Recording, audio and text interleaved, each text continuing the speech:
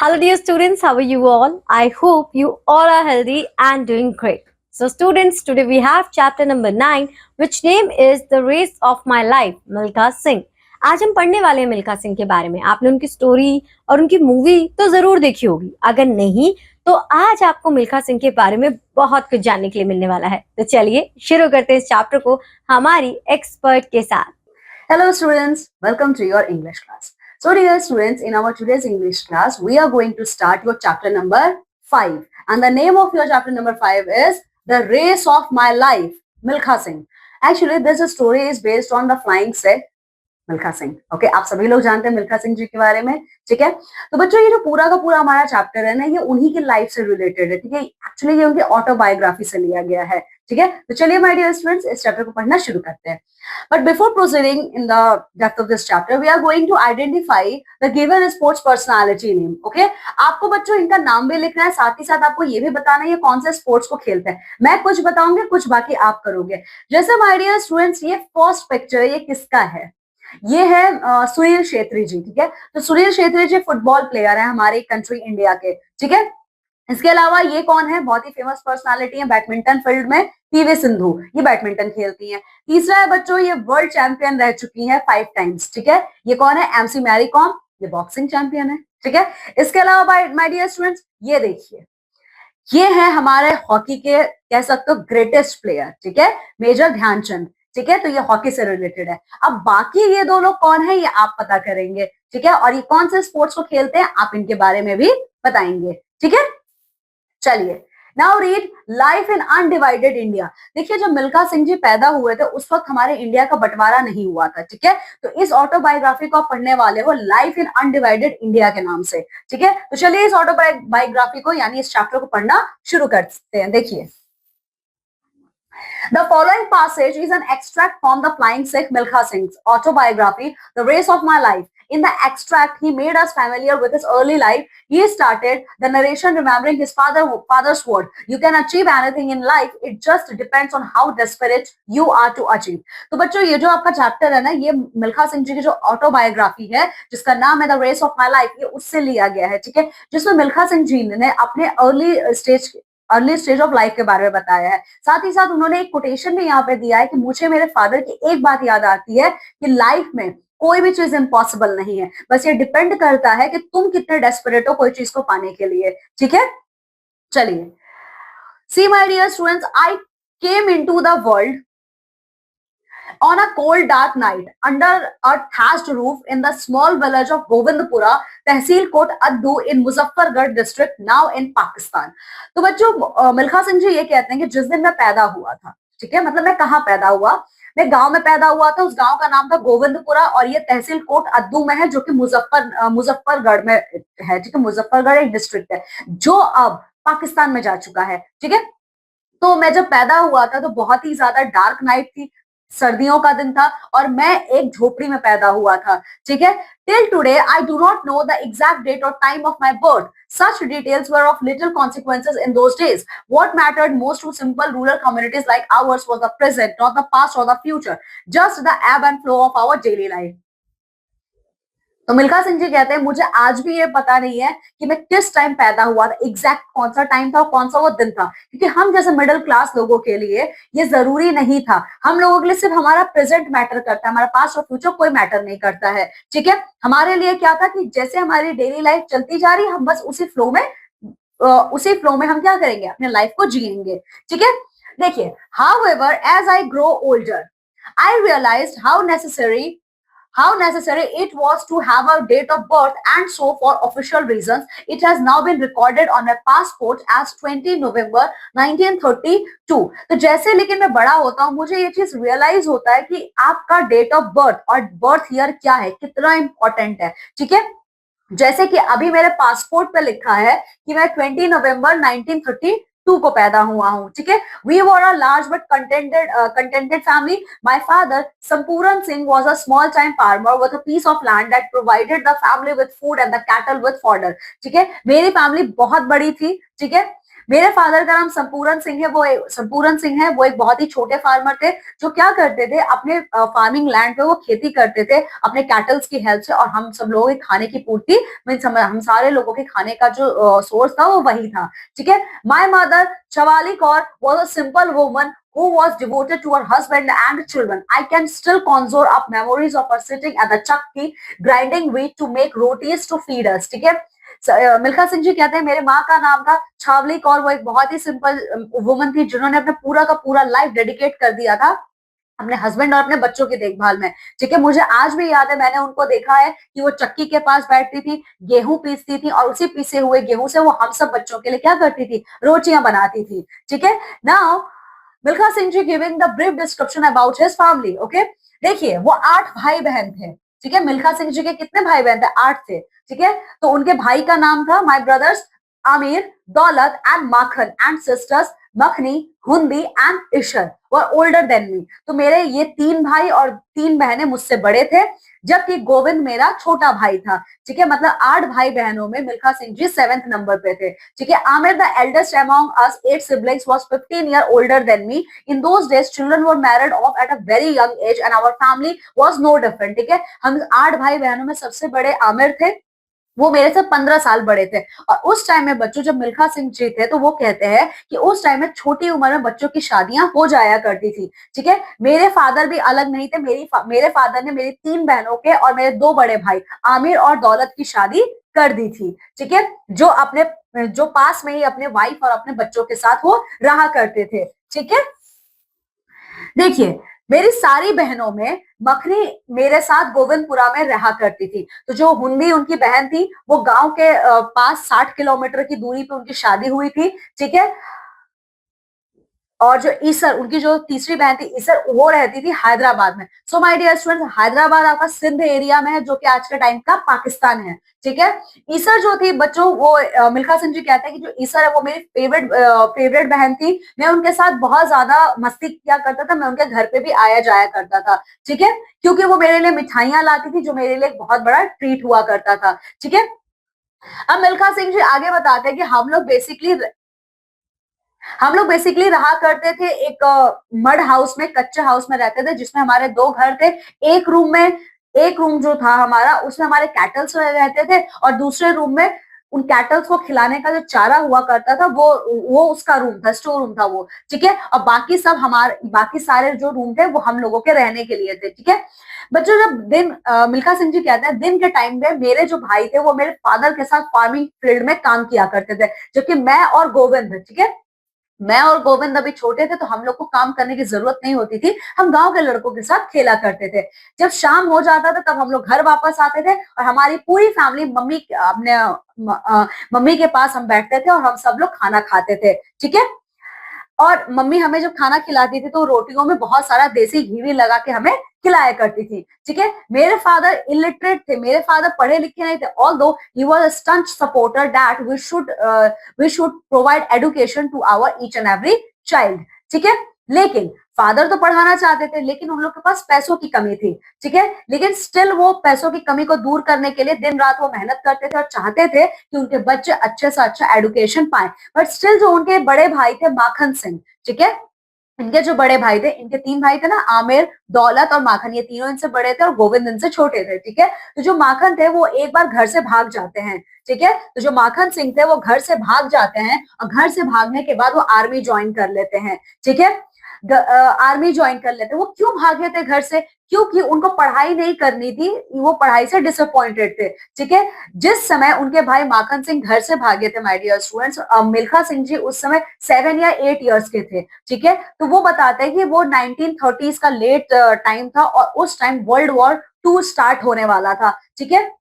तो सारे लोग बहुत परेशान रहते थे कि वर्ल्ड वॉर स्टार्ट होने वाला है, ठीक है। इनकी मम्मी बहुत ज्यादा परेशान रहने लगी कि माखन कहाँ चला गया है, ठीक है। वो रोती रहती थी, वो हमेशा उनके फादर से कहती थी कि आप जाइए, जाके देखिए कहाँ है हमारा बच्चा, ठीक है। तो देखिए ऑल्दो वैसे तो उनकी माँ के पास उनके सारे बच्चे थे, बाकी तो 7 बच्चे थे, लेकिन वो हमेशा रोती रहती थी कि माखन उन्हें क्यों छोड़ के चला गया है, ठीक है।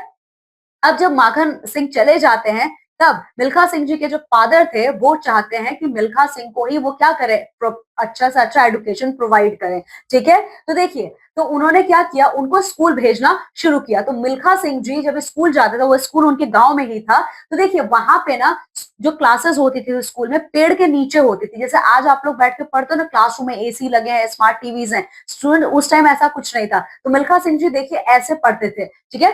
ट्री के नीचे क्या होता था, टीचर बैठे होते थे, स्टूडेंट्स पढ़ते थे, ठीक है। तो मिल्खा सिंह जी कहते हैं कि वैसे तो मेरे जो ज्यादातर क्लासमेट्स थे वो आसपास के विलेजेस के ही थे, हम सब लोग नीचे जमीन पे मैट बिछा लेते थे और पढ़ते थे। और इनके टीचर का नाम था मौलवी गुलाम मोहम्मद, ठीक है। तो मौलवी गुलाम मोहम्मद जो इनके टीचर थे वो इन्हें अर्थमेटिक और उर्दू पढ़ाते थे। ये बहुत ही ज्यादा स्ट्रिक्ट टीचर थे। ये लोग जब कभी भी होमवर्क करके नहीं आते थे तो ये उन्हें टूटी हुई नीम की लकड़ी से वो क्या करते थे, नीम के स्टिक से इनके नकल्स पे इनको मारते थे, ठीक है। मिल्खा सिंह जी कहते हैं कि मुझे आज भी याद है, flat wooden board that I would carry with me and the wooden pan that I would dip into the pot of ink to write my lessons in Urdu। तो मिल्खा सिंह जी कहते हैं मुझे आज भी याद है कि मैं तख्त अपने साथ लेके जाता था, मींस बोर्ड लेके जाता था, और उसमें मैं वुडन पेन को पॉट में, इंक पॉट में डिप करते थे हम लोग, और उस पे हम लोग लिखते थे, ठीक है। Although Milkha Singh ji is saying that I'm not interested, I'm at all not interested in studying, ठीक है। मिल्खा सिंह जी को पढ़ाई लिखाई बिल्कुल भी अच्छी नहीं लगती थी, ठीक है। वो जाते स्कूल में जरूर जाते थे, लेकिन वो बहुत ही ज्यादा इम्पेशेंटली वेट करते थे कि वो घर कब वापस आएंगे, ठीक है। तो वो बेल बजने का वेट करते थे, ठीक है, क्योंकि एक बार स्कूल छूटा then I am free bird, ठीक है।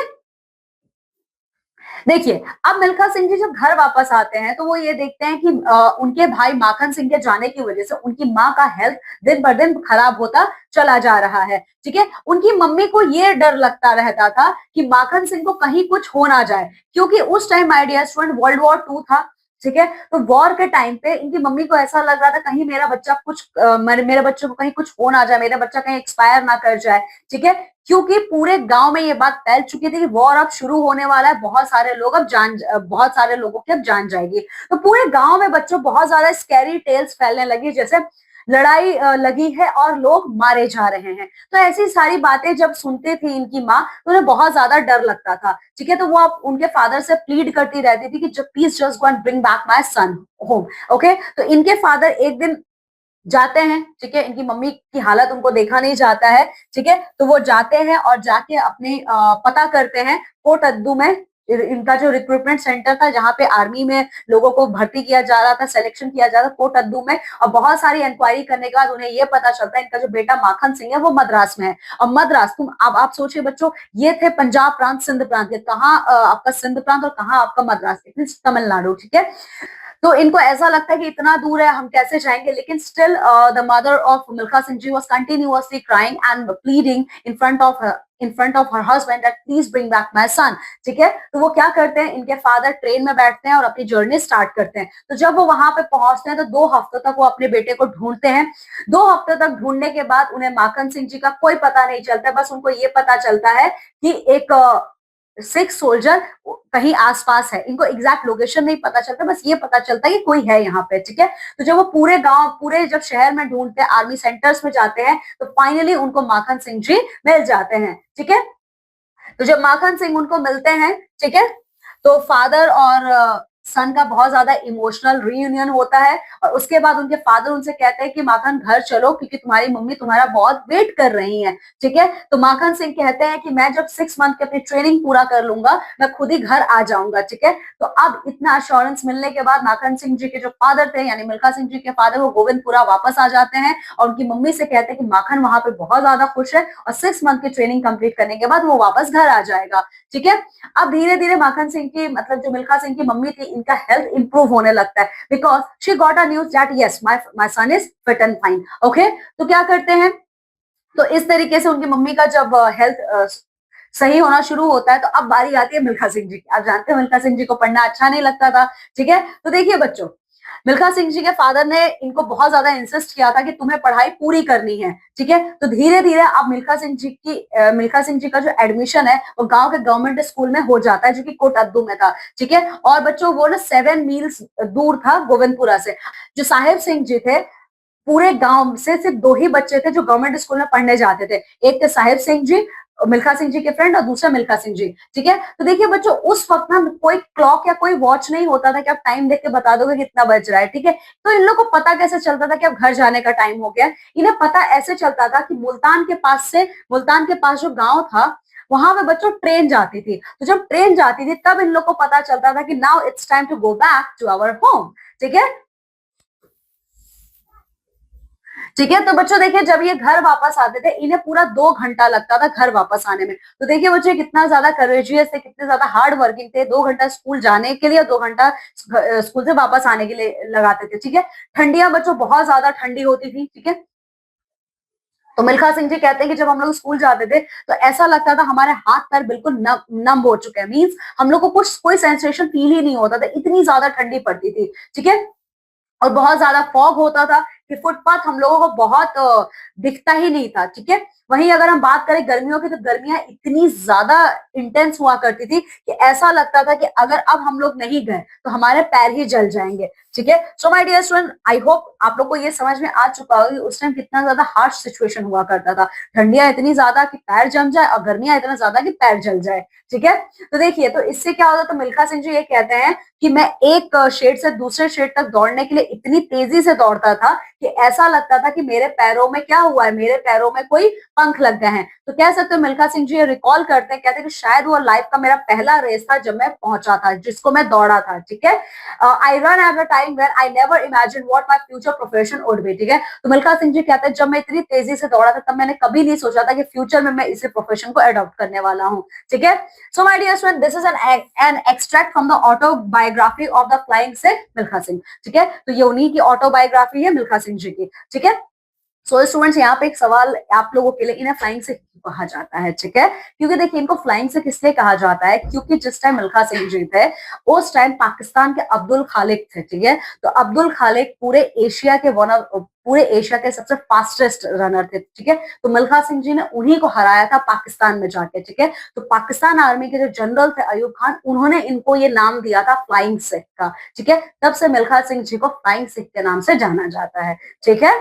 So this is the end of our chapter. Now come with me, my dear students, and let's see the word meanings which we have discussed in this chapter. तो कौन कौन से word meanings हम लोगों ने देखे हैं बच्चों? तो देखिए, thatched देखा है. What is the meaning of thatched? Thatched का मतलब है स्टूडेंट्स, गांव में कच्चे घर होते हैं, इनके जो रूफ होते हैं स्टूडेंट्स, देखिए ये जो रूफ होता है ये ड्राई ग्रास से बना होता है, वो थैस्ट कहलाते हैं। इसके अलावा कंसिक्वेंसेस का मतलब होता है रिजल्ट, ठीक है। फिर एब and flow, continuous ups and downs, ठीक है। एब एंड फ्लो का मतलब है लाइफ में जो अप एंड डाउन आते हैं उसके साथ हम ह्यूमंस की लाइफ कंटिन्यूअसली प्रोग्रेस करती है। कंसोल का मतलब है to make something appear as if by magic, ठीक है। कंसोल का मतलब है मैजिक से कोई चीज आप ऑटोमेटिकली ले आए, ठीक है। एडवोकेट का मतलब सपोर्ट करना। वेलिंग मीन्स जोर से रोना। डैश का मतलब तोड़ना। प्लीडिंग रिक्वेस्ट करो आप किसी को, ठीक है। रिलक्टेंट मीन्स अनइंटरेस्टेड, आप इंटरेस्टेड नहीं हो बिल्कुल भी। ग्रेव का मतलब बहुत ज्यादा सीरियस सिचुएशन है। Persuade to made to understand, persuade का मतलब आप किसी को कोई चीज समझाना चाहते हो, ठीक है। नम का मतलब है बहुत ज्यादा शॉक, कि आप कोई चीज कर पाओ या कोई चीज सुन पाओ, ठीक है। ब्लिस्टर्स का मतलब होता है बच्चों painful swelling specially on feet caused by continuous frictions, ठीक है। तो ब्लिस्टर्स का मतलब होता है बच्चों पैर में जब छाले पड़ जाते हैं, ठीक है। Okay, so this is all about our chapter, my dear students. Now you all have to go thoroughly through this chapter, because in our next class we are going to see the question answer section of this chapter. Okay, till then, my dear students, now I'm taking leave and going to meet with you all in our next class with the same chapter along with its question answers. Okay, you all have to take very good care of yourself. Bye.